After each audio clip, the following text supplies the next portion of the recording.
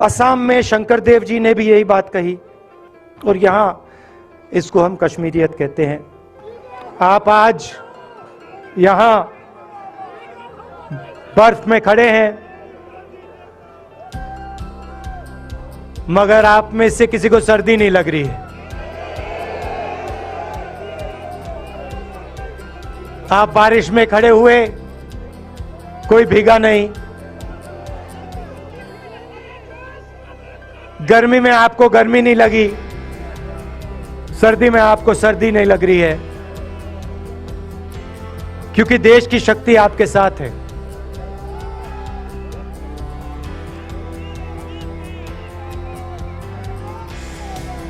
प्रियंका की बात मैं सुन रहा था। प्रियंका ने कहा मेरे मैसेज के बारे में, प्रियंका ने कहा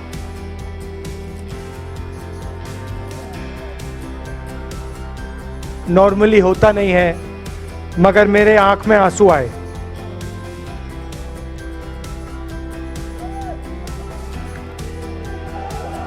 क्योंकि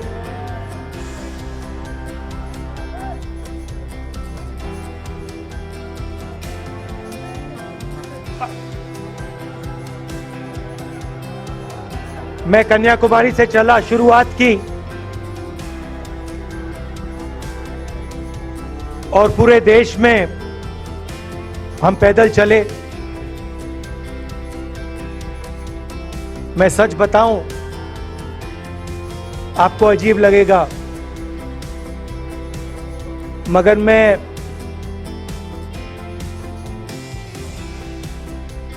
बहुत सालों के लिए हर रोज 8-10 किलोमीटर दौड़ता हूं। तो मैंने सोचा था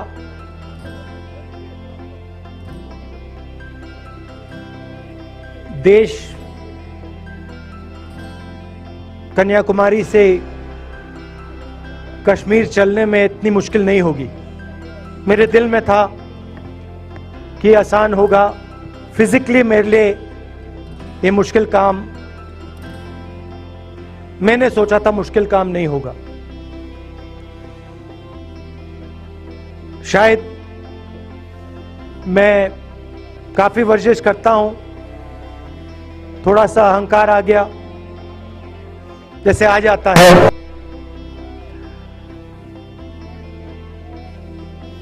मगर फिर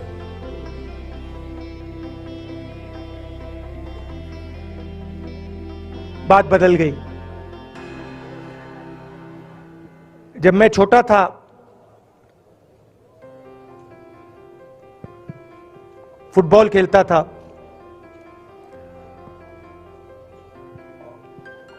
और कॉलेज में जब मैं फुटबॉल खेल रहा था, एक बार मुझे बहुत जोरों से घुटने में इंजरी हुई थी।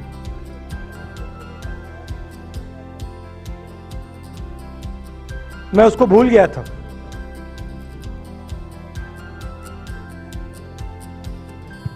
घुटने में दर्द नहीं होता था, भूल गया था उसको, दर्द गायब हो गया था। मगर कन्याकुमारी से 5-7 दिन बाद घुटने में प्रॉब्लम आई, और जबरदस्त प्रॉब्लम आई। पूरा अहंकार उतर गया, और मैं सोचने लगा क्या मैं ये जो 3500 किलोमीटर हैं, क्या मैं इनको चल पाऊंगा या नहीं। तो जो मैंने सोचा था आसान काम होगा, वो काफी मुश्किल हो गया।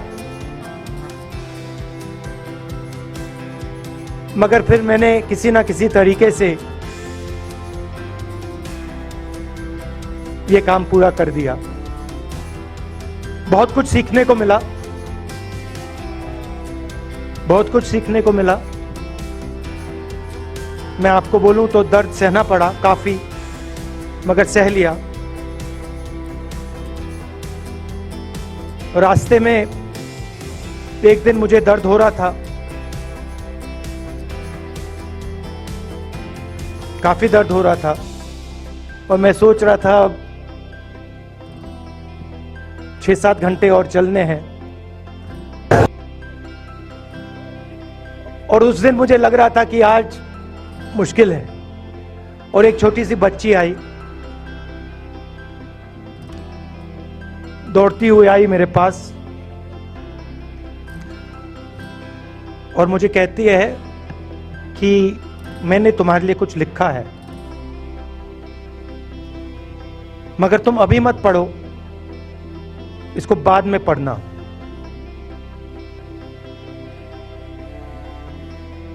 और फिर वो मुझे गले लग के भाग गई। फिर मैंने सोचा अब पढ़ता हूं क्या लिखा है।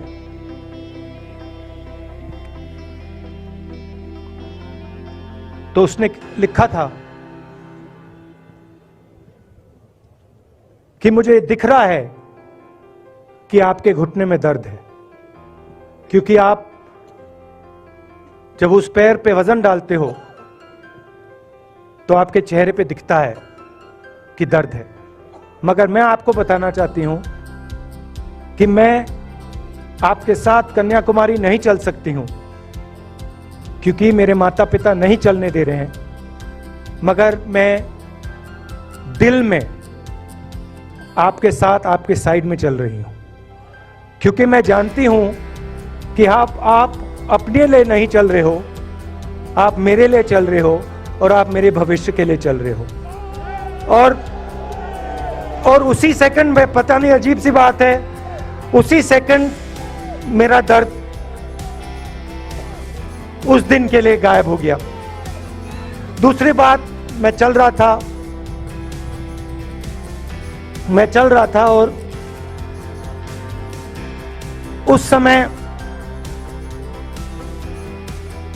उसी समय वहां पे थोड़ी सर्दी बढ़ रही थी। सुबह का समय था और 4 बच्चे आए।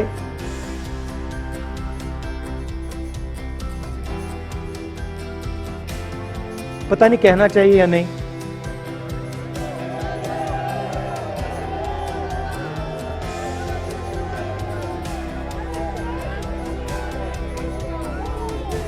तो कह देता हूं, छोटे से बच्चे थे,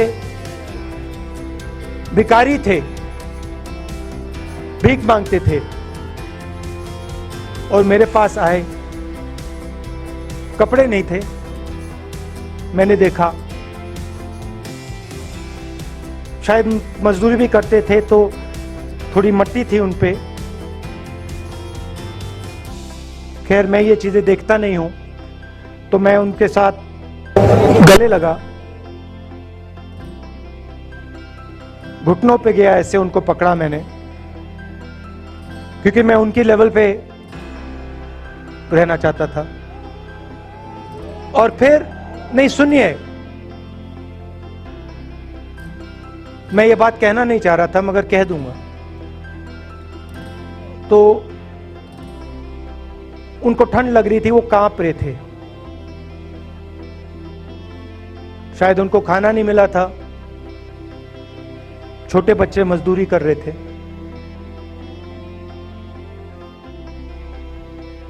तो मैंने सोचा कि अब अगर ये स्वेटर नहीं पहनते हैं, अगर ये जैकेट नहीं पहन रहे हैं, तो मुझे भी नहीं पहनना चाहिए। मगर मैं झिझका क्यों आपको बताना चाहता हूं, मैं झिझका क्यों आपको बताना चाहता हूं। जब मैंने ये खत्म किया, मैं चल रहा था, तो हमारे साथ एक व्यक्ति थे, उन्होंने मेरे कान में बोला, राहुल जी, ये बच्चे गंदे हैं, इनके पास आपको ऐसे जाना नहीं चाहिए। तो मैंने उनसे कहा, वो आपसे और मुझसे दोनों से साफ हैं।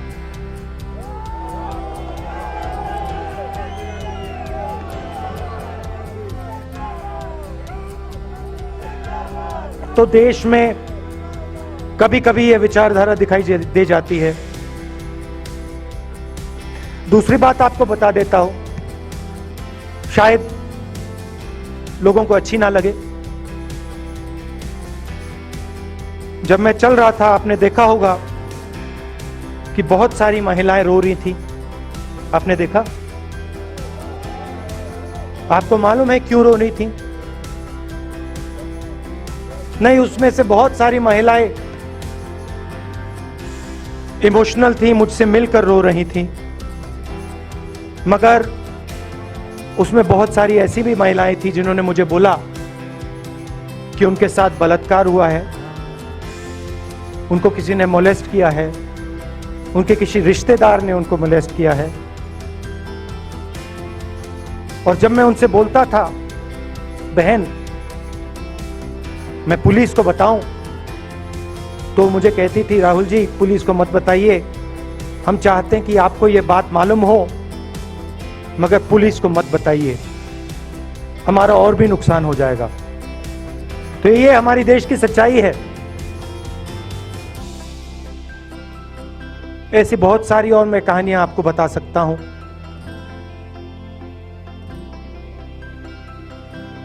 तो फिर मैं कश्मीर की ओर आ रहा था और मैं सोच रहा था कि इसी रास्ते पे मैं नीचे से ऊपर जा रहा हूं। मैं सोच रहा था कि इसी रास्ते से सालों पहले मेरे रिश्तेदार नीचे से ऊपर आए, सॉरी ऊपर से नीचे आए, कश्मीर से इलाहाबाद गंगा की ओर गए। और मुझे ऐसा लग रहा था कि मैं वापस अपने घर जा रहा हूं।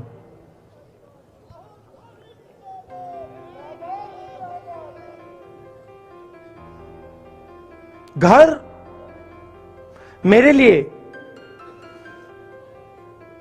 जब से मैं छोटा था, मैं सरकारी घरों में रहा हूं, मेरा अपना घर नहीं है। तो मेरे लिए घर, जिसको जो स्ट्रक्चर होता है, उसको मैंने कभी घर नहीं माना।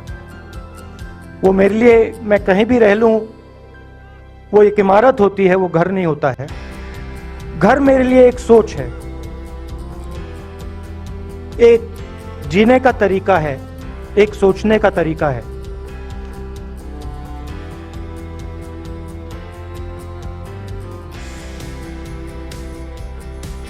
और यहां पे जिस चीज को आप कश्मीरियत कहते हो, उसको मैं अपना घर मानता हूं। अब ये कश्मीरियत है क्या? ये जो शिव जी की सोच है एक तरफ, और थोड़ी सी गहराई में जाएंगे तो उसको शून्यता कहा जा सकता है। अपने आप पर, अपने अहंकार पर, अपने विचारों पर आक्रमण करना। और दूसरी तरफ इस्लाम में, जिसको शून्यता यहां कहा जाता है, वहां फना कहा जाता है। सोच वही है। इस्लाम में फना का मतलब अपने ऊपर आक्रमण, अपनी सोच पर आक्रमण। जो हम अपना किला बना देते हैं कि मैं ये हूं, मेरे पास ये है, मेरे पास ये ज्ञान है, मेरे पास ये घर है, उसी किले पर आक्रमण करना, वही है शून्यता, वही है फना। और इस धरती पे ये दो जो विचारधाराएं हैं,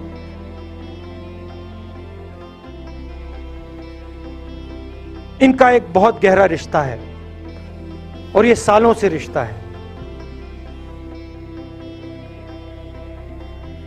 जिसको हम कश्मीरियत कहते हैं। यही सोच बाकी स्टेट्स में भी है। गांधी जी वैष्णव जनतों की बात करते थे, जिसको हम यहां शून्यता फना कहते हैं, उसको गुजरात में वैष्णव जनतो कहा जाता है। असम में शंकर देव जी ने भी यही बात कही। कर्नाटक से हमारे यहाँ जो लोग आए हैं, वहाँ बसवा जी ने ये बात कही। केरल में नारायण गुरु ने ये बात की। महाराष्ट्र ने ज्योतिबा फुले जी ने ये बात की। और यहाँ इसको हम कश्मीरियत कहते हैं। लोगों को जोड़ना और दूसरों पर आक्रमण नहीं करना, अपने आप पर आक्रमण करना, अपनी कमी देखना।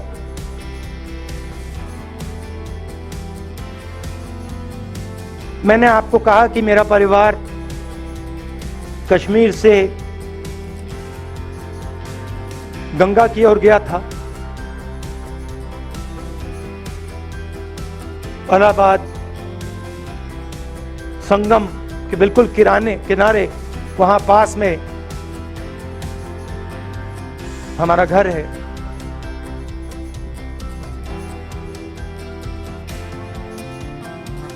तो जब यहां से वो वहां गए, उन्होंने कश्मीरियत की जो सोच थी उसको गंगा में डाला था। गंगा में ले गए उस सोच को और उत्तर प्रदेश में उस सोच को फैलाया था, जिसको उत्तर प्रदेश में गंगा जमुना तहजीब कहा जाता है।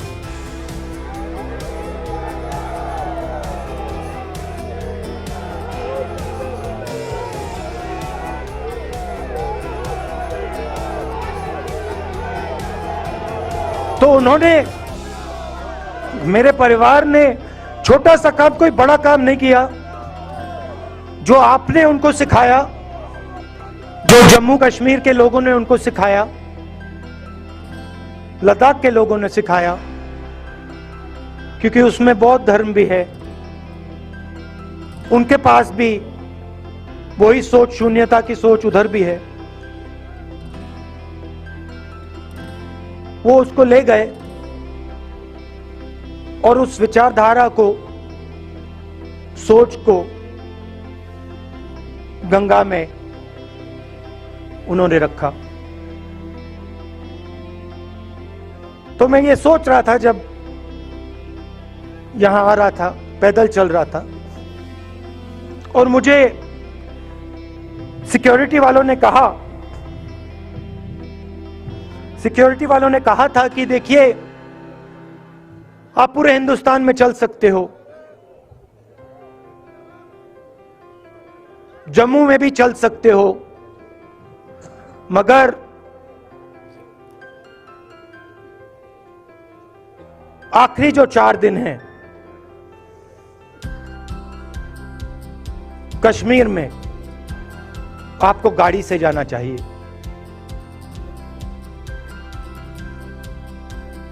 वेणुगोपाल जी ने मुझे कहा पहले, और जो ऑर्गेनाइज कर रहे थे उन्होंने कहा। 3-4 दिन पहले एडमिनिस्ट्रेशन ने कहा कि देखिए, शायद डराने के लिए, कि देखिए अगर आप पैदल चलेंगे तो आपके ऊपर ग्रेनेड फेंका जाएगा। तो मैंने सोचा, नहीं सुनिए, मैंने सोचा कि ऐसे करते हैं, मैं अपने घर वापस जा रहा हूं, 4 दिन पैदल चलूंगा, अपने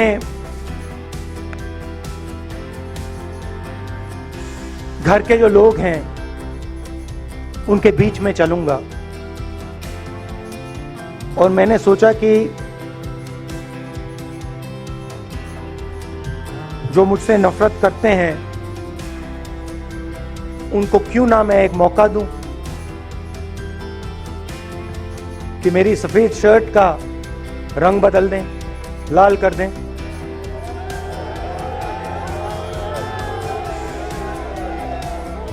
क्योंकि मेरे परिवार ने मुझे सिखाया है, गांधी जी ने मुझे सिखाया है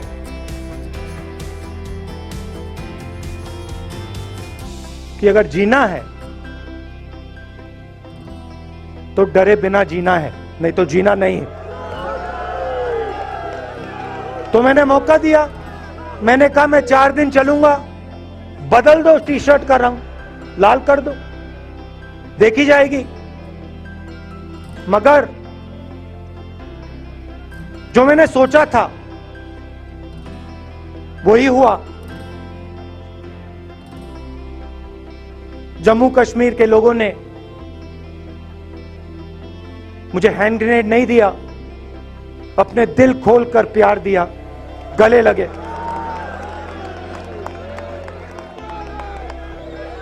और मुझे बहुत खुशी हुई कि उन सब ने मुझे अपना माना और प्यार से, बच्चों ने, बुजुर्गों ने आंसुओं से मेरा यहां स्वागत किया। मैं अब जम्मू कश्मीर के लोगों से और जो यहां हमारे सेना के लोग काम करते हैं, सीआरपीएफ के लोग काम करते हैं, उनको मैं कुछ कहना चाहता हूं। सबको, जम्मू कश्मीर के युवाओं को, बच्चों को, माताओं को, सबको, सीआरपीएफ के, बीएसएफ के, आर्मी के जवानों को, उनके परिवारों को, उनके बच्चों को मैं कहना चाहता हूं, देखिए, मैं हिंसा को समझता हूं, मैंने हिंसा सही है, देखी है।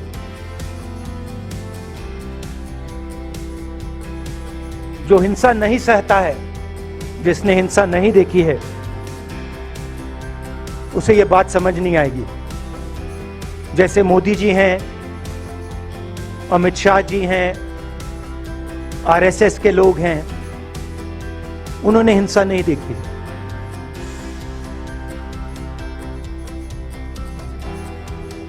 डरते हैं, नहीं डरते हैं, देखिए डरते हैं।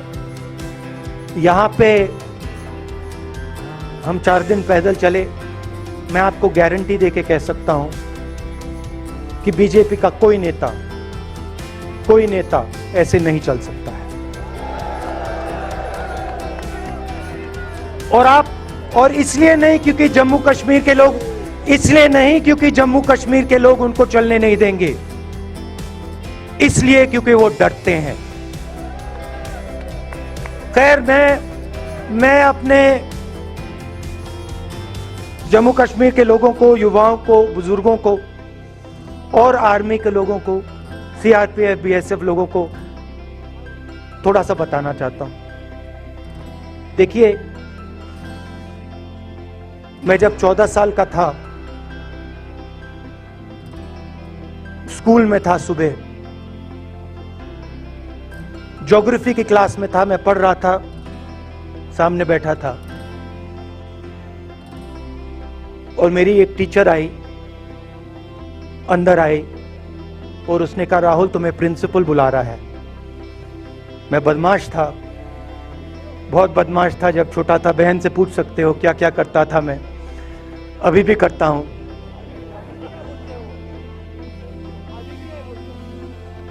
मैंने सोचा प्रिंसिपल बुला रहा है, मैंने कुछ गलती की होगी, अब मार पिटेगी। वहां पे केनिंग होती थी, मैंने सोचा था अब केनिंग होगी मेरी। मगर जब मैं चल रहा था, जिस टीचर ने मुझे बुलाया, उसको देखकर मुझे कुछ अजीब सा लगा। और जब मैं प्रिंसिपल के ऑफिस पहुंचा तो प्रिंसिपल थे, प्रिंसिपल ने कहा, राहुल तुम्हारे घर से फोन कॉल है।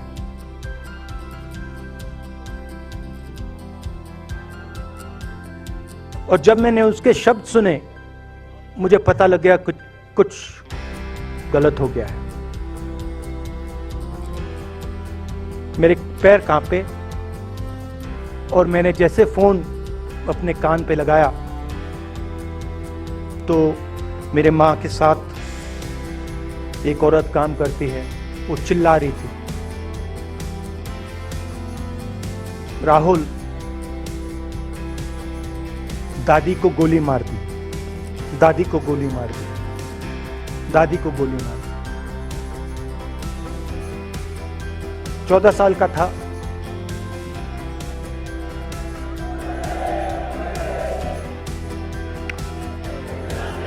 देखिए, ये जो मैं कह रहा हूं, ये जो मैं कह रहा हूं, ये जो मैं अभी कह रहा हूं, ये बात प्रधानमंत्री को नहीं समझ आएगी, ये बात अमित शाह जी को नहीं समझ आएगी, ये बात डोवल जी को भी नहीं समझ आएगी, मगर ये बात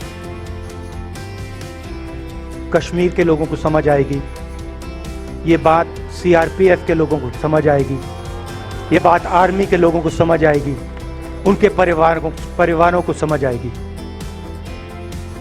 तो उन्होंने मुझे कहा, नाम ओंगमू है उसका, उसने कहा दादी को गोली लग गई, दादी को गोली लग गई। और फिर मुझे गाड़ी में वापस ले गए, प्रियंका को मैंने स्कूल से उठाया, मैं वापस गए।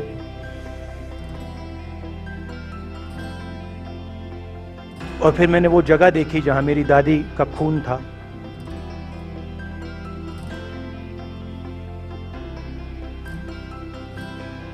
पापा आए, माँ आई। माँ बिल्कुल हिल गई थी, बोल नहीं पा रही थी।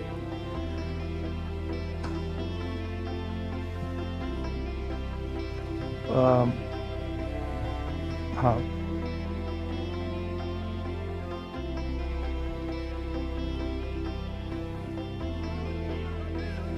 फिर क्या हुआ? तो जब जो हम लोग हैं जिन्होंने हिंसा देखी है,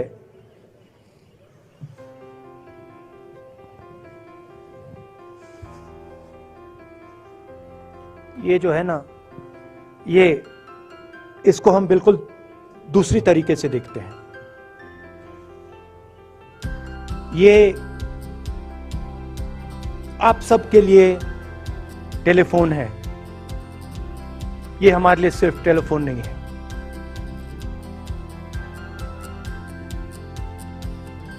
उसके बाद 6-7 साल बाद मैं अमेरिका में था और फिर से टेलीफोन आया। 21 में टेलीफोन आया। जैसे बहुत सारे, जैसे जो पुलवामा में हमारे सैनिक मरे थे, उनके घर टेलीफोन आया होगा। हजारों कश्मीरी लोगों के घर टेलीफोन आया होगा। सेना के परिवारों को टेलीफोन आया होगा। वैसा ही टेलीफोन आया। पिता के एक दोस्त थे, उन्होंने मुझे फोन किया और कहा, राहुल बुरी खबर है। मैंने उनसे कहा, मैं जानता हूं, पापा मर गए। कहते हैं हाँ। मैंने कहा धन्यवाद, फोन रख दिया। तो मेरा कहना है जो हिंसा करवाता है, जैसे मोदी जी हैं, अमित शाह जी हैं, अजीत डोवल जी हैं, आरएसएस के लोग हैं, वो इस बात को समझ नहीं सकते हैं, वो दर्द को समझ नहीं सकते हैं। हम समझ सकते हैं। पुलवामा के जो सैनिक थे, उनके बच्चों के दिल में क्या हुआ मैं जानता हूं। मेरे दिल में वही हुआ है जो यहां पे कश्मीर में लोग मरते हैं उनके दिल में क्या होता है, जब फोन कॉल आता है क्या लगता है, वो मैं समझता हूं, मेरी बहन समझती है। तो कल किसी जर्नलिस्ट ने मुझसे पूछा यात्रा का क्या लक्ष्य है।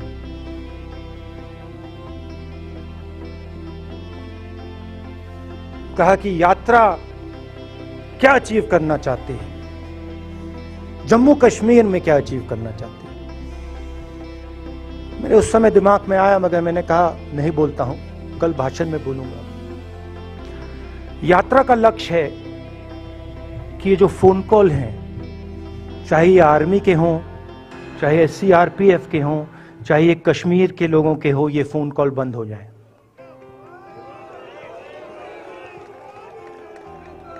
कि ये फोन कॉल किसी बच्चे को, किसी मां को, किसी बेटे को ना लेना पड़े।